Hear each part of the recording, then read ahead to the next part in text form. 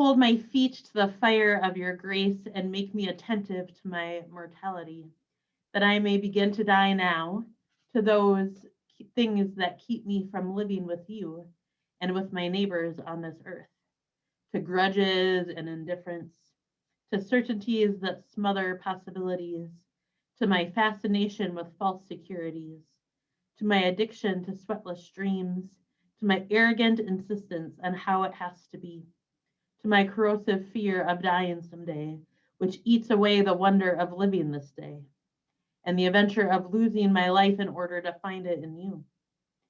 Catch me in my aimless hurrying, Lord, and hold me in this Lenten season. Hold my heart to the beat of your grace and create in me a resting place, a kneeling place, a tiptoe place, where I can recover from the disease of my grandiosities, which can fill my mind and calendar with busy self-importance, that I may become vulnerable enough to dare intimacy with the familiar, to listen cupped-eared for your summons, and to watch squint-eyed for your crooked finger in the crying of a child, in the hunger of the street people, in the fear of the contagion of terrorism in all people, in the rage of those oppressed because of sex or race, in smoldering resentments of exploited third world countries, in the sullen apathy of the poor and ghetto strangled people, in my lonely doubt and limping ambivalence. And somehow, during this season of sacrifice, enable me to sacrifice time and possessions and securities, to do something about what I see, something to turn the water of my words into the wine of will and risk, into the bread of blood and blisters, into the blessedness of deed, of a cross picked up, a savior followed. Catch me in my mindless green, Lord, and hold me in this Lenten season. Hold my spirit to be the beacon of your grace. Grant me light enough to walk boldly, to feel passionately, to love aggressively. Grant me peace enough to want more, to work for more, and to submit to nothing less, and to fear only you, only you. Bequeath me not the calm seas, slack sails and premature benedictions, but breathe into me a torment, storm enough to make within myself and from myself something new, something saving, something true, a gladness of heart, a pitch for a song in the storm, a word of praise lived, a gratitude shared, a cross dared, a joy received. Amen.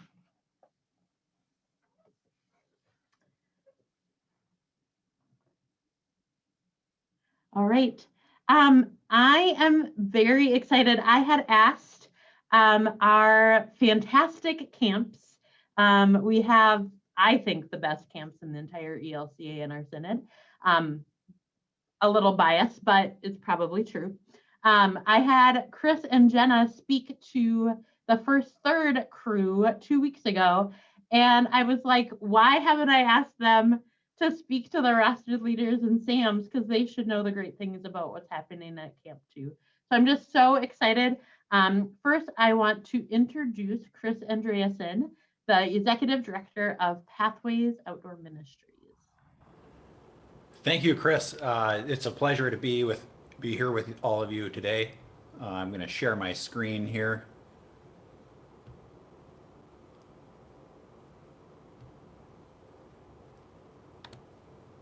Can everyone see that? Good. Just so I'm with Pathways. We run Camp Emmaus Bible Camp. There's a beautiful shot of Camp Emmaus and the chapel back from the 1930s when that was built. Beautiful Lake Morgan. If you zoom in on the lake, you can probably see a couple rainbow trout swimming around in there. But we are looking forward to this summer. I just want to take a moment to introduce our staff. We've got Brad Fossen. He's our facilities director. Maybe you've touched base with Misty Fry in our office. She can guide you through the registration process. And very excited, we just brought on a new program director, Lydia Holden. So we are super excited about the gifts that she brings to camp. She is started on a part-time basis right now, but March 1st, next Monday, she is on full-time. So that is just a great thing for us. I want to take this moment to say thank you, because as you know, 2020 was a difficult year, but because of the support from so many people here on this call, we had a successful year. We had a small summer staff on. They created some social media connections and congregational resources. We have our whole song library on our website. We have some children's messages, some worships. So check that out. Just great resources there. And then we did take this downtime this past year to improve some of our facilities. You can see that girls' bathhouse got completely redone. We're super excited to show that off. Our staff building, we had to put new flooring in there and it desperately needed new shingles on it. And then we were able to build a new multi-purpose maintenance garage with some donated materials, donated funds, and some volunteer labor. So that was just a huge positive for us in 2020. So thank you so much for your support there. Camp is so important, as all of you know. Being in that faith-centered environment, creating those relationships with friends and counselors, participating in those camp activities, doing all of that in a safe space, and putting the phone down, putting the device down, unplugging from home, and just being out in God's beautiful creation. So we are still going to offer those unique environments where God encounters people and renews them to live lives of love. It just might look a little bit different this summer. Some things we've learned so far: that masks work, they help stop the spread. We have 340 acres out at Camp Emmaus, and we're looking to take advantage and social distance in those outdoor areas. So we're really excited. Safety is a priority for us, so we are looking at small group ministry in cabin groups by region. And right now, we're hoping we can open this up as things continue to get better into the spring and summer. But for right now, as far as planning, looking at that 2-week health pre-screening, drive-through drop-off and pickup for the campers. I touched on the mask, social distancing, taking advantage of the outdoor spaces, increased ventilation in our cabins. We made some kitchen adjustments with some takeout meals, eating outside, and enhanced sanitization. So our registration is currently open on our website, pathwaysbiblecamps.org, and I believe we have all of our brochures distributed to area churches. So if you could help us out by getting those brochures into the right hands of the families and the campers, and just encourage people to come out to camp. We have programs for all ages. And different lengths of programs. We have family camp, grandparents camp, as well as our classic programs. We had to make some changes to our day camp program, our traveling day camp. In the past, we've run 3 or 4 of those each week, and that is a huge strain on our staffing on site. So we're scaling that back for this year, and we are only committing to 1 traveling day camp per week. So at this time, we can't guarantee any of those placements, but look forward to work with you to get on the schedule.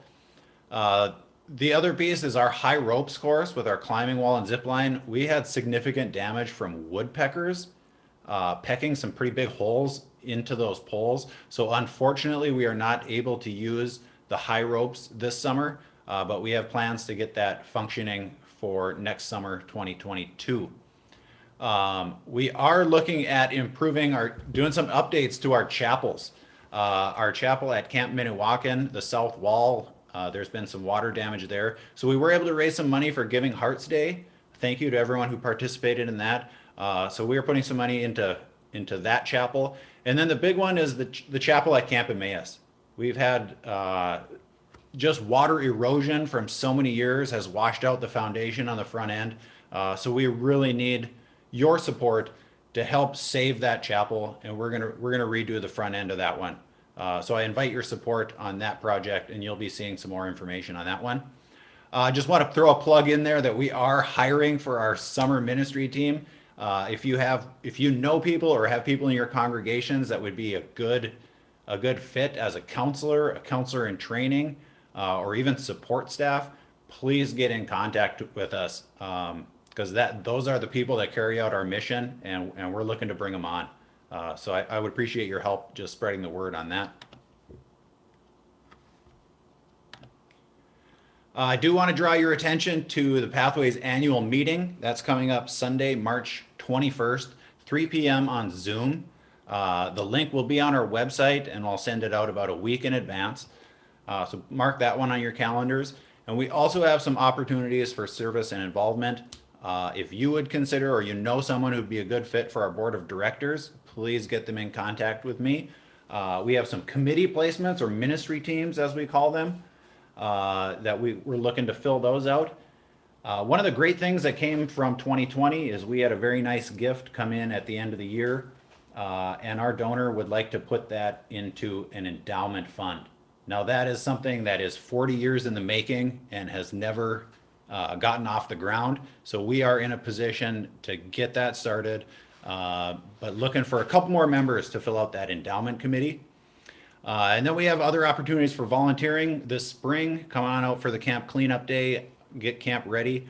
And then I want to extend a personal invitation to each and every one of you to come on out, spend some time at Camp Emmaus this summer.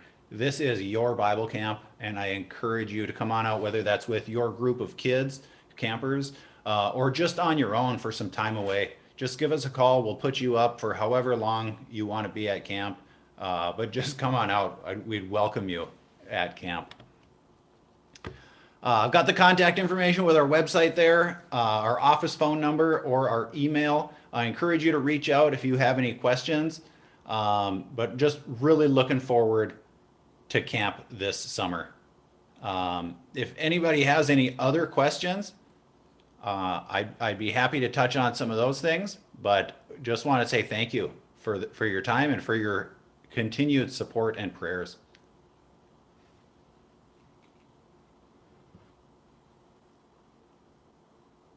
If you have any pathways specific questions, you can put it in the chat or just unmute yourself and ask.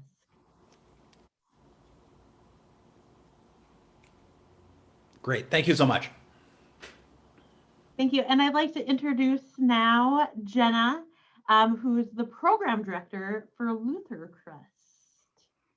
Yes. Hi, everybody. Thank you so much for having me on. It's fun to see all of your smiling faces and good to be talking about camp because we're also so excited for this summer and all that's to come this summer. We also have our registration currently open, but we are actually filling up pretty quick for summer camp. This past year, just like Chris said, it's been a wild year. As many of you know, last summer we actually had to cancel our on-site programming, and we ended up developing a program called our Bold Transformational Faith Program. And so last year we had an awesome success. We had over 600 participants in this program, and we were able to provide online worships and fun camp activities online, Zoom Bible studies, and all sorts of fun stuff online that people, both youth and families and all generations, could participate in. And it was awesome. And that program has grown a little bit as well, which I'll save for the end, but we have been growing in that program as well. But it's been a really awesome piece to our ministry that continues. And as far as what we've been up to at camp, I'll share my screen here too. We have a bunch of stuff currently happening at Luther Crest. So right now we're using our food service. We know Bonnie and Sue up in our kitchen, they've been busy with our takeout and our take and bake options. So we've been providing some meals to the community, not only through the Alexandria Helping Hands, which has been a fun program that we provide meals to families in need. But also we do provide meals to those who would like to order a meal and just enjoy some of the fun, yummy Luther Crest meals at home, which has been awesome. We're also continuing our cabin rentals. So if this is an invitation to all of you as well. We have cabins that are available right now, and we've got a sledding hill and skis that are available to use, and families that are coming out and being able to enjoy the outdoors and being able to enjoy some unplugged time together, which has been really great. We had just set our date for our Golf Scramble, which is an annual thing. It's happening August 9th of 2021. So if you're someone who enjoys being a part of that Golf Scramble, it's a great fundraiser for us. And it's a really, really fun time for those who enjoy golfing and like to come out. But yeah, otherwise, things that are still happening as far as summer camp goes, registration is open, but we are filling up quite fast. So if you happen to go, or you have families from your church that go online and are finding, oh my goodness, my regional week is full, don't fear. Feel free to reach out to us, and we do have some open opportunities still available depending on the size of your group and where you're coming from, what your needs are, and what you're thinking as far as time throughout the summer. So if you are hoping to come out to camp this summer, we are so excited to welcome you. Just feel free to give us a call so that we can plan that out with you. And then as far as our BTF program, so summer's happening, we've got the youth camps, the family camps, all sorts of awesome stuff, but we've also got something that we just put together over this past year, and that's still our Bold Transformational Faith program. And it's a collaborative program between two camps. It's between us here in Minnesota and Crossroads Camp and Retreat Center out in New Jersey.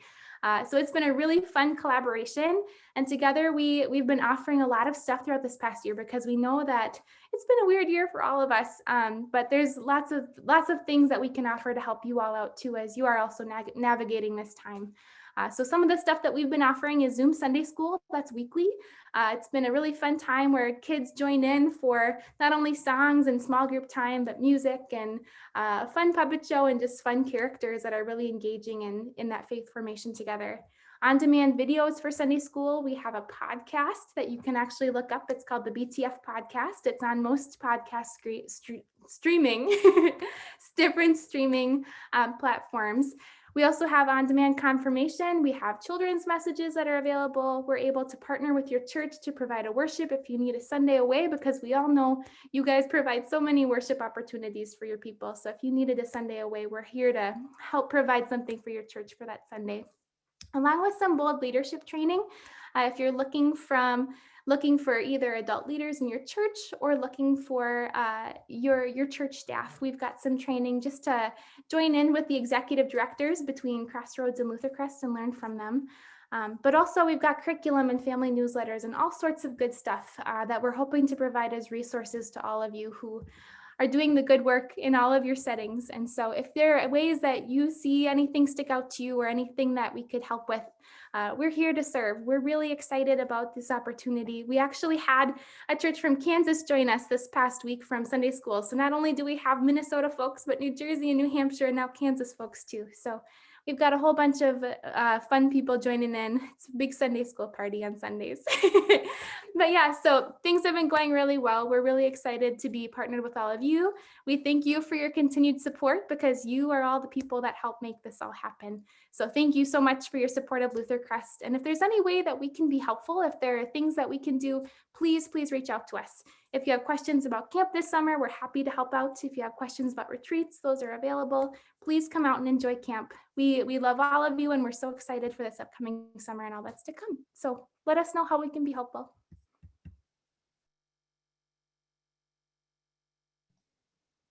Thank you so much. Does anyone have any camp questions or Pathways or Luther Crest specific questions? I'll put in the chat in a little bit. There's a new app to help connect young adults with a summer camp setting that fits their needs. It's a neat camp app that was developed by someone who actually interned here at the Synod. And so that's fun. Also, it's neat, the Bold Transformational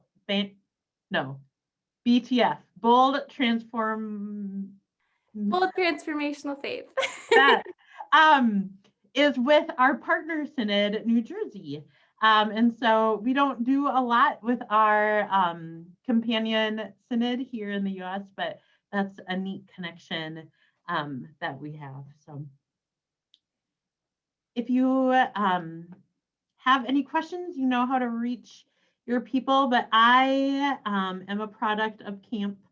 I went to Camp Emmaus and Camp Minnewacan as a junior hire, and camp is just such an important part of faith formation for young people, getting to experience God in different ways and around different people, and learning a lot about how to live in faith. And I know that the hours that the camp counselors got with my confirmation students was more than I got with them in our confirmation program, and they probably had more fun. I'm fun, but they probably had more fun at camp.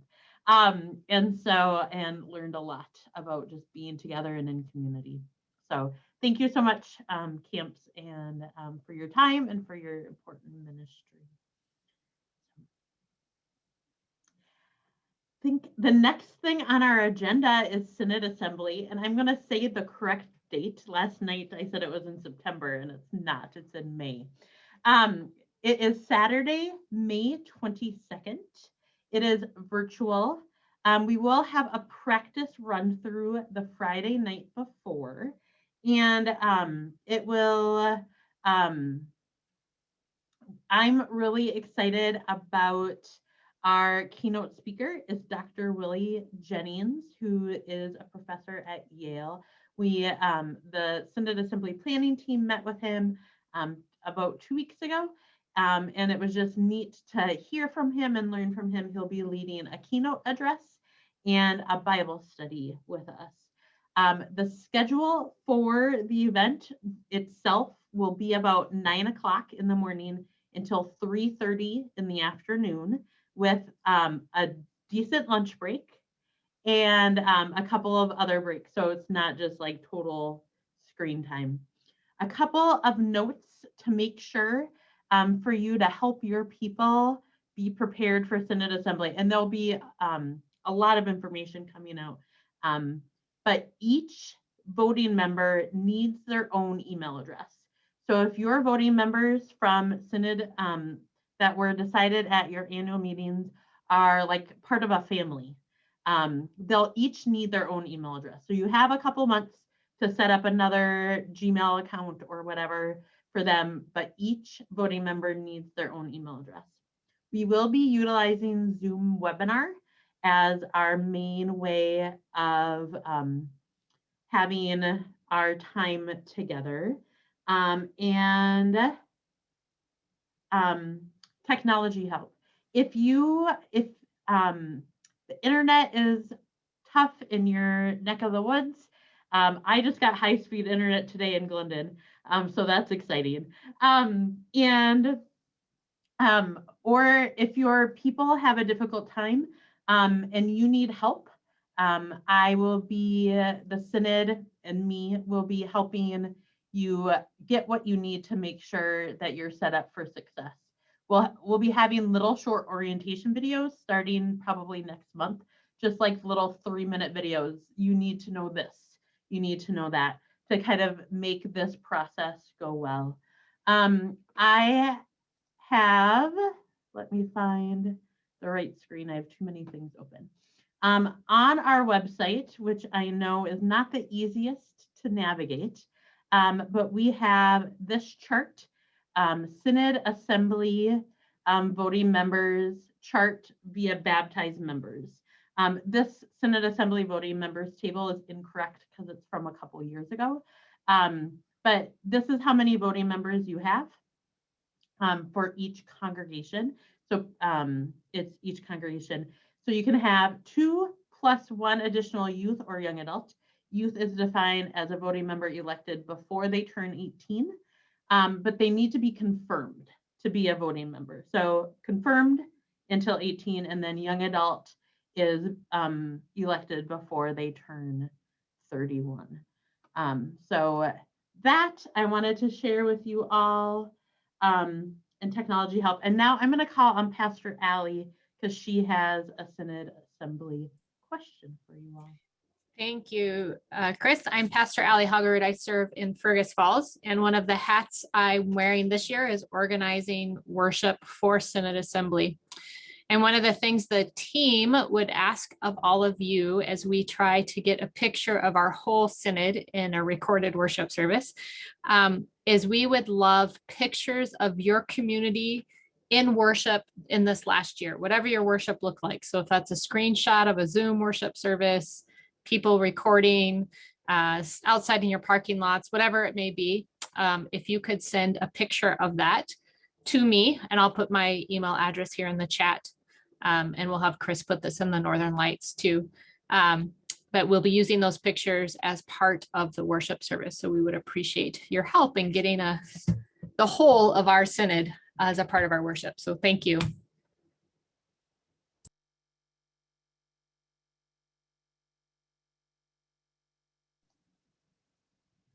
Pastor Carla, is there anything about Synod Assembly that you would like to share? Anything about like resolutions or the stuff that I'm still learning about of like the business end of Synod Assembly? Just as you have your spring gatherings and you make your elections, there are elections for churchwide assembly for 2022. We do that early because those folks have to be voted upon at this coming our Synod Assembly. And there are openings on Synod Council, Reference and Council, Consultation Committee. All of that information has been passed on to the deans and the chairs of your conferences. So that information should be available. I know a couple of the conferences have had their spring gatherings.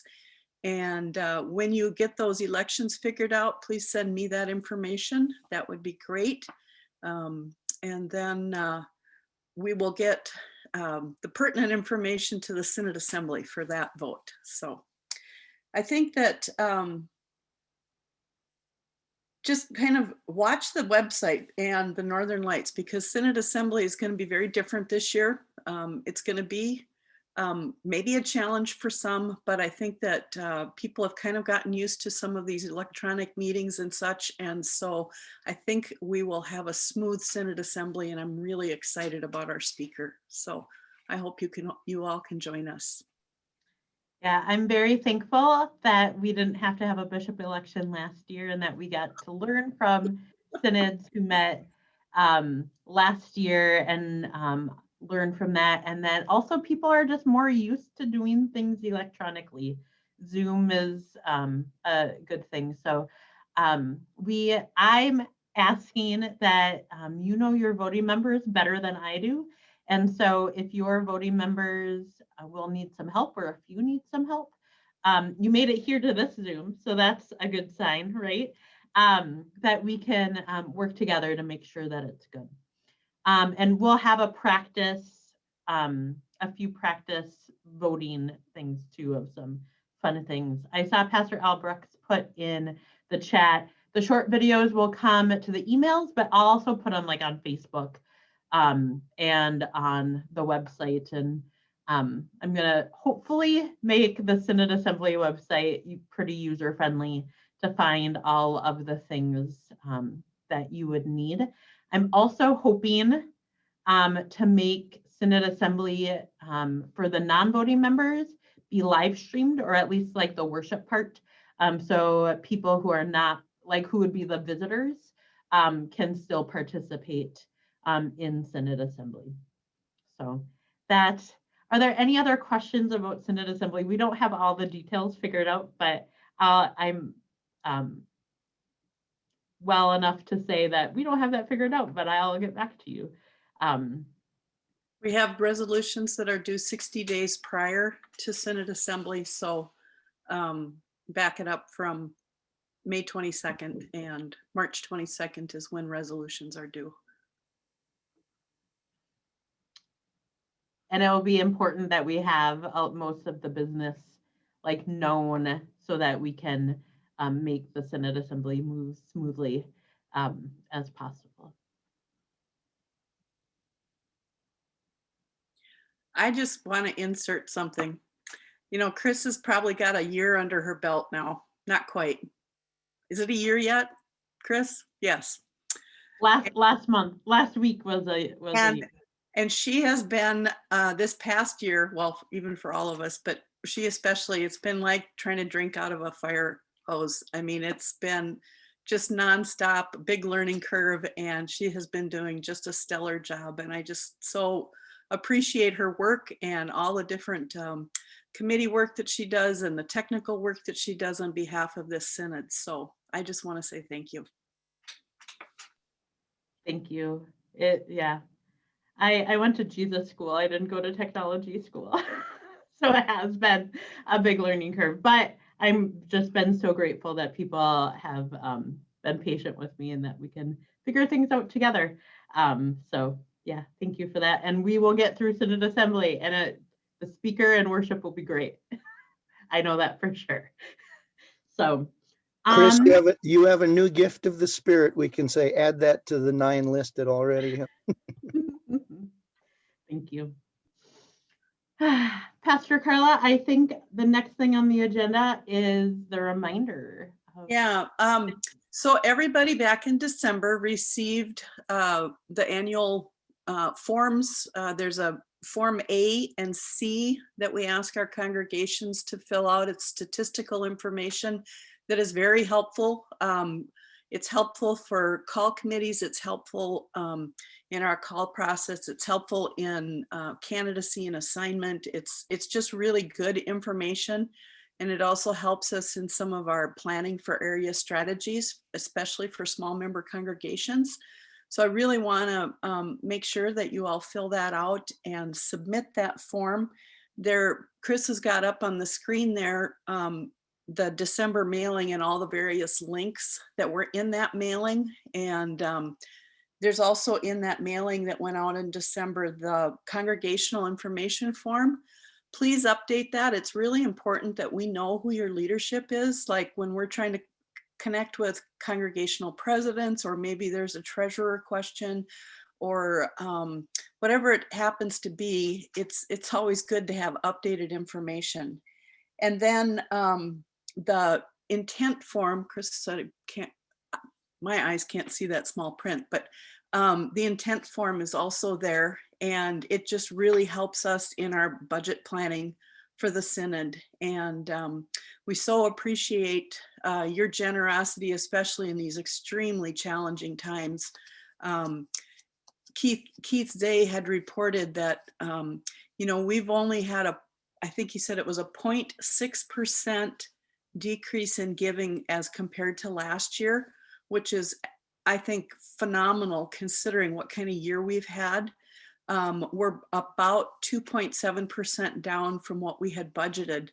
But of course, everybody's been making financial cutbacks and trims and tightening and all those kinds of things. But I just am so appreciative of all the work that each of your congregations has been doing in supporting the work of the synod. And so really appreciate it. And I thank you. And there'll be more information that comes out at those spring gatherings about mission support and all the various programs that your dollars help support throughout our synod. So a big thank you to everyone. And we really appreciate partnering with you. Chris, do you want to talk about, our folks to the south have really experienced some just extreme hardship, and we've gotten some good guidance, I think, from Lutheran Disaster Response. Do you want to share some of that information? Yeah, so we have had a few people ask, and this was in yesterday's email that I sent out to Restford leaders about how to help. And so, like Pastor Carla said, our friends to the south, they just aren't equipped for the winter weather that we're used to. There's been a lot of damage. And so Lutheran Disaster Response does a lot of great work. They are long haulers, they stick through. I saw their good work up in Grand Forks in '97 during the flood up there. But I went to seminary with Bishop Eric Gromberg, who's the bishop of Northern Texas, Northern Louisiana. And when he was asked what to do, he said, send money for disaster relief. Each synod has its own fund. Most issues are pipes and buildings.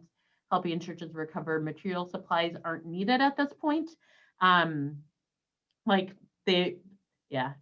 send down things because they don't know what they need yet, right?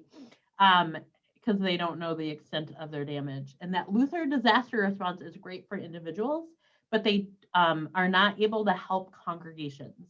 So if your congregation wants to support a congregation, the best way to do that is through donating to each congregation.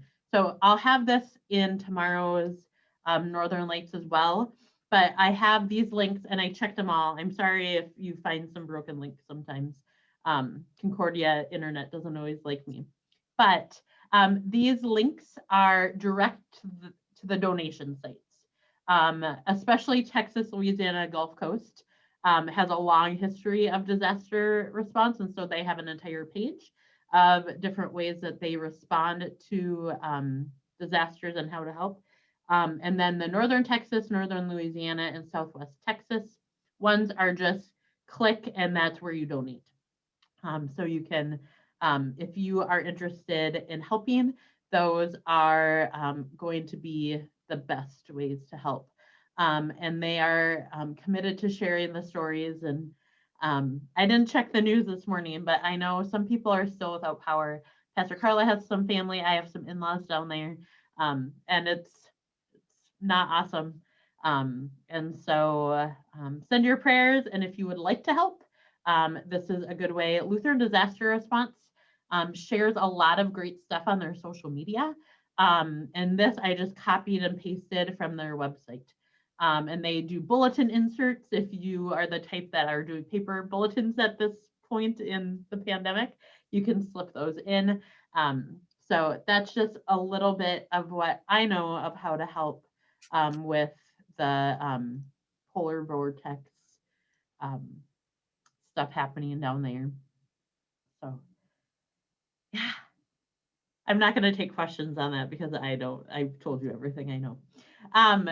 The next thing on the agenda I have is Pastor Eliza Johnson. I'm really excited about what she has to share. And can you share a little bit about like your other work that the committee has done, or like the purpose of what you're doing? Certainly, yeah. So I am Eliza Johnson, and I am a pastor. I serve in Barrett, Minnesota. I've been serving, I'm in my first call. So I've had 1 year pre-pandemic and 1 year pandemic, so 50-50. And I think it's been about a year, there was just a notice through the Synod for a women's resiliency team. So a focus for women who serve in our Synod to come together and to support one another, but also brainstorm and dream how we could be a support to others. And so over the last year, we've worked with Coach ourselves. We're a group of 7, I believe. I always forget. And I know there's several faces on here today. And we've worked over the last year to create different events and resources that you might already have participated in or been a part of. So if you're a woman, so today I'm here to talk a little bit about something new that this group has dreamed up. And that is, it came out of, I think, how supported we felt by each other over the last year in this challenging year. So we decided we wanted to create something that would be a resource for other women in ministry. And so you might have seen some posts of something called the Resiliency Circle. And so this is something that will start in March. It will go for 1 year, and it will be a group of women who meet monthly with a certified coach. It is a time that would be intended for support, for resourcing, and for just being rooted in the gospel with one another. And so we are hopeful that this group can turn into something as fruitful as this time, this kind of unintended benefit of this time together we've had as a group. I see Chris just shared the link for registration, so thank you. So it can be found there, and also it's been shared in all of the regular Synod communication for the last couple of weeks. Like I said, it starts in March. It'll be the 3rd Thursday of every month, and it'll be from 9 to 11 in the morning. And you'll work with a coach, Mary Francis. Many of you might have met her already, and she is willing to share her gifts with us. And this invitation is for all women currently serving in ministry. So that is if you are a rostered leader, if you are a SAM, if you are a youth director, if you are a camp director, all the people serving currently in ministry are invited to this. And there is a one-time cost for the year, and that is $200. But the Synod has generously provided funding for scholarships up to $100. And all of that is detailed out in the registration. And we thank the Synod for that support as well. We've kind of been framing it with each other as an opportunity for a different kind of continuing education. After, like so many of us have said, after such a different year, our needs as leaders might feel different. And so this is an opportunity for women serving to get that continuing ed. And I think that's all my notes. I think that's my whole thing. Anything else anyone that knows what I'm talking about thinks that I missed?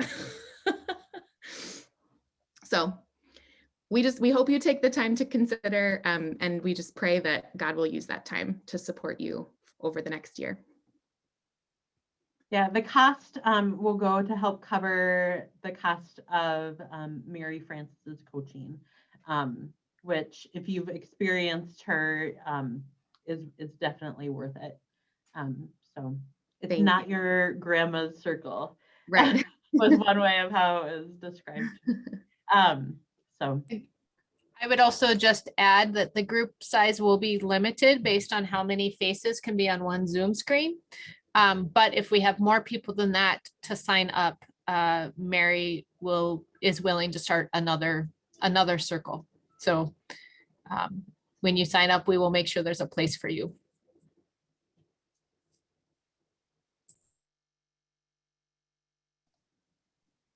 any questions about that? Make sure you share that with the people who aren't on this call, that maybe aren't the rostered leaders in your contexts, because this, especially this past year, everyone could use some support. And so it would be worth your time and resources. So I have one question. This is only for rostered women, or how about women who are in leadership positions, not maybe formally in a SAM or anything like that, but are in definite leadership within the congregation? Are they also welcome to Randy, this? great clarification. It is for all women who are currently serving in some capacity in a congregation. Yeah, I'm thinking of a couple in my Wonderful. congregations who could use that. Yeah. Because we hope that was a part of our discussion, that we wanted it to be inclusive and supportive to all the different types of leaders in our synod. Excellent. Great.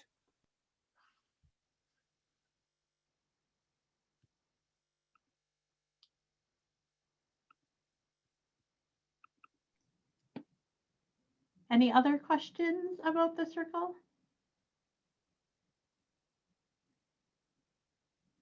All right. There, just so the people who are guys aren't left out, I have been getting information about the Master Builders, the ELCA men's group.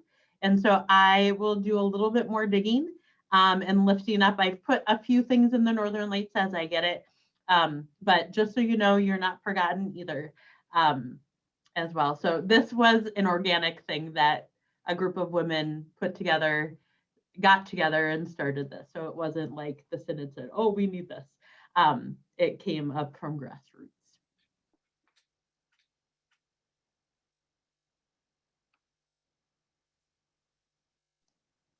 All right.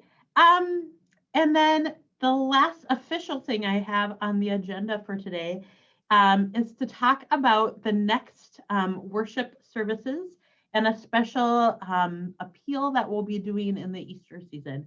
So I don't know how many of you have used, but the Synod has been putting together worship services about every 6 weeks for about the last year. I think the first one was the Easter Vigil that we did. And so our Lutheran Campus Ministries put together a worship service for Transfiguration, and it was so great. We have new staff members in our Lutheran Campus Ministries, and it's just so neat. So I'll be working on that website, and I'm going to get a clip of where they introduced themselves. so you can learn a little bit more about them. But it's an exciting time for Lutheran Campus Ministry. But since a lot of churches are moving to more of a hybrid model, the Synod will be putting together 3 sermons for the Easter season. And they will be around the RCL, the Revised Common Lectionary. And I'll have those details for you as soon as I can get them. But there'll be 3 different preachers, and the focus will be on our other companion synod in India. So we have a companion synod, the Andhra Synod in India. And so we will be hearing a little bit more about that. And we will be offering up the opportunity to give financially to our companion synod for a project. We're still getting the details on what project they would like help with. And also half of it will go to Lutheran World Relief and their work in on the India-Nepal border. They're doing a lot of great stuff. So we'll have one of the preachers from Lutheran World Relief. One of the preachers will be Pastor Andrew Ronovic, who used to be part of our synod serving up in Bemidji. And he has been to India, and he'll be providing a sermon. And our own Pastor Carla Mickelson will be preaching as well. So those will be 3 sermons for the Easter season that you can plug in and use for your needs for a post-Holy Week respite. And I'll get you the dates of those coming up.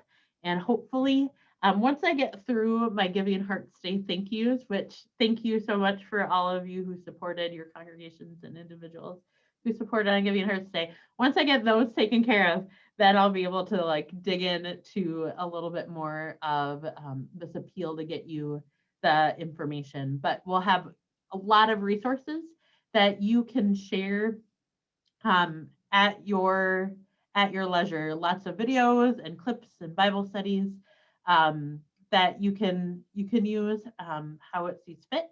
This will also be what our financial offering for Synod Assembly will go for, is the India appeal for both our companion synod and Lutheran World Relief. Yeah, I don't have all the details. We're still working on it, but that's what I have now. Pastor Carla, am I forgetting anything?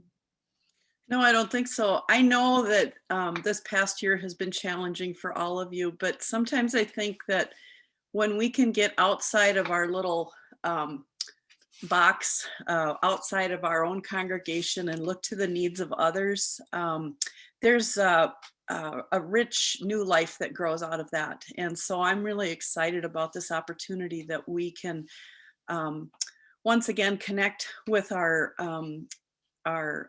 Synod sister in India, and also with Lutheran World Relief. This is the first time that Lutheran World Relief has partnered with a synod for a project like this. And so they're just ecstatic about the opportunity. And so are we. So I hope that you'll be able to get excited about this. And, you know, Easter is that wonderful season where we celebrate the life of Christ and the mission and ministry of the Holy Spirit as we move into Pentecost. And I'm just excited. So thank you in advance for your support. And Pastor Allie put in the chat, in case you didn't see it, Synod Assembly weekend is Pentecost. Bishop Bill will be preaching, and so that service will be available for you, even though you don't have to travel to Synod Assembly, except maybe to your office if you choose to. But that service will be available for you all as well.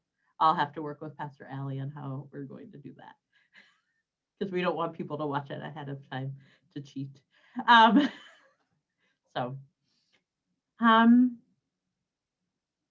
didn't forget anything that I know of that I forgot this time. And so is there any questions for the camps about Synod Assembly, like anything that we talked about today, or something for the good of the cause?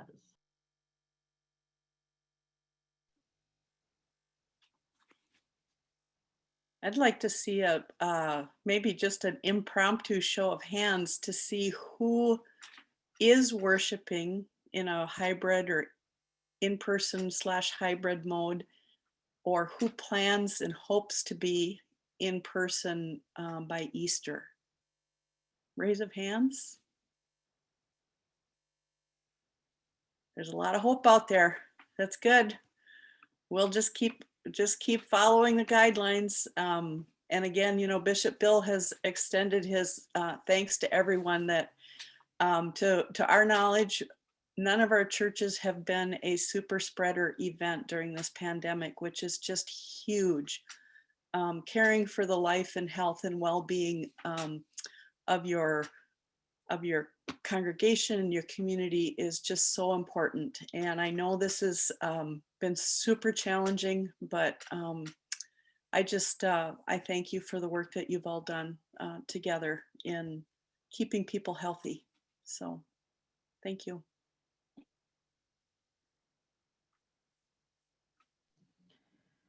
I sent out, oh gosh, almost a month ago, some information from Essentia on getting vaccinated for people who are faith leaders and who do visiting. So if you are someone who visits hospitals and or long-term care facilities, nursing homes, pre-COVID, right? Because that's not something that's happening right now. And you want to get on the vaccination list, send me an email and I'll get you that information. It doesn't mean you'll get vaccinated tomorrow, but it means you'll get on the list through Essentia. You don't have to visit it doesn't have to be an Essentia hospital you visit, but Essentia is offering up those. And I saw that a couple of our counties are offering up. I know Becker County was one, that's where my dad lives. So I tend to Becker County, but some counties are offering up in Wadena County, or if Wadena isn't the name of the county that Wadena is in is also offering up vaccinations for a wider crew. Chris, Oh Chris, yeah. have they said where geographically where the Essentia vaccinations would be given? I mean, they're not roving around the countryside. They must have a certain place. There is, if someone else talks for a moment, I will look that up, but on the chart that was sent out, there were like 5 options on where you can get it. So you might have to travel a little because it is an Essentia site you have to go to, but there are some options. So I know Detroit Lakes and Moorhead were options, and I believe Ada, but don't quote me on Ada. I'll look that up quick. And you do not have to be a present patient of Essentia in order to be on this vaccination list. So it's something that they are offering to the faith community.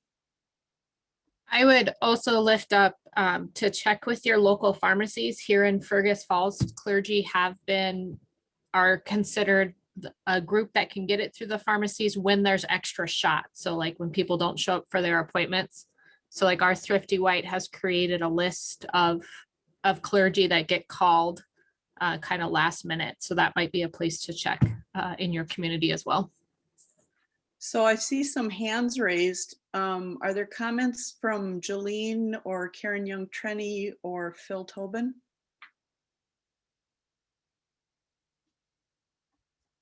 Or are they just affirmation of good work, good job? I have the list of the preferred clinics. So it's Essentia's based in Duluth, so there's some on the eastern side. But Brainerd, Ada, Boston, Detroit Lakes, Fargo, Deer River, and then like Duluth, Superior, Virginia, Aurora, Moose Lake. So hopefully there's one pretty close to you. So those are the sites where they are hosting the vaccinations. Carla, my hand was just up because you had asked for hands earlier and I forgot to take it down. So sounds good. My bad. Just didn't want to miss anybody. I see, Rich, is your hand raised? Oh, you took it down. Okay. All right.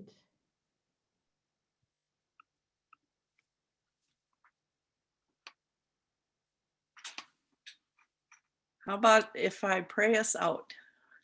Does that sound good? Let us pray. Good and gracious God, I thank you so much for these leaders within our synod and within our congregations, within the communities. They are beacons of light and hope for people who are struggling, for communities that are struggling. This has been a very difficult year, very challenging year, but there is new opportunity and new hope springing forth. New technological advances have helped us to reach others that maybe would not have heard the word, your freeing word, your gospel word, your good news. We thank you for the endurance, the commitment, and the just great leadership that these folks have offered. And we pray that you will strengthen them, that you will protect them, that you will lift them up, that you will renew them and energize them in all that they do. In your name we pray. Amen.